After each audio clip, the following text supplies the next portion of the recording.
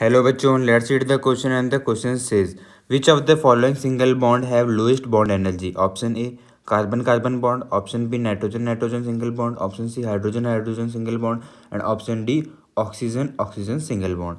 तो देखते हैं कि जो हमारा कार्बन कार्बन सिंगल बॉन्ड होता है इसके अंदर यहाँ पे लोन पेयर जो है एब्सेंट होता है। नाइट्रोजन नाइट्रोजन की बात करें तो यहाँ पे एक लोन पेयर होता है दोनों नाइट्रोजन पे। हाइड्रोजन हाइड्रोजन सिंगल बॉन्ड की बात करें तो यहाँ पे भी लोन पेयर एब्सेंट होता है। और ऑक्सीजन ऑक्सीजन बॉन्ड की बात करें तो यहाँ पे हर एटम पे दो लोन पेयर प्रेजेंट होते हैं, दो लोन पेयर प्रेजेंट है तो इसके अंदर होते हैं काफ़ी ज़्यादा हाई रिपल्सन्स, जिसकी वजह से ये ऑक्सीजन एटम के बीच में जो बॉन्ड लेंथ है वो हो जाती है इंक्रीज, बॉन्ड लेंथ हो जाती है इंक्रीज। तो बॉन्ड लेंथ इंक्रीज होने से इसका बॉन्ड ऑर्डर डिक्रीज कर जाएगा एंड इसकी बॉन्ड एनर्जी भी डिक्रीज कर जाएगी।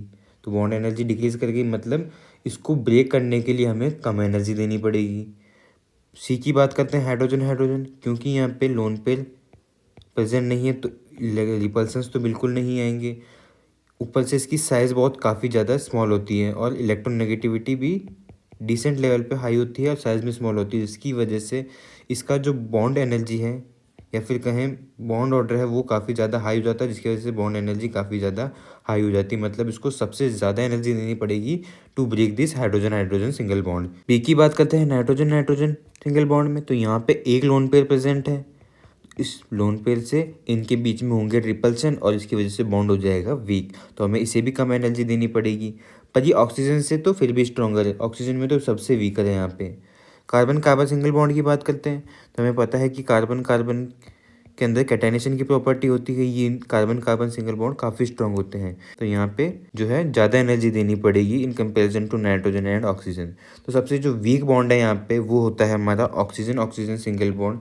हमने देखा क्योंकि वो लोन पेयर की वजह से काफ़ी ज़्यादा रिपल्सन हो जाते हैं तो बॉन्ड लेंथ इंक्रीज हो जाती है, बॉन्ड ऑर्डर डिक्रीज कर जाता है, एनर्जी भी डिक्रीज कर जाती है, जिसकी वजह से इसकी जो बॉन्ड डिसोसिएशन एंथैल्पी है वो हो जाती है काफ़ी ज़्यादा कम।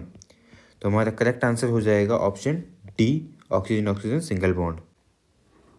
Hope understood it well, all the best.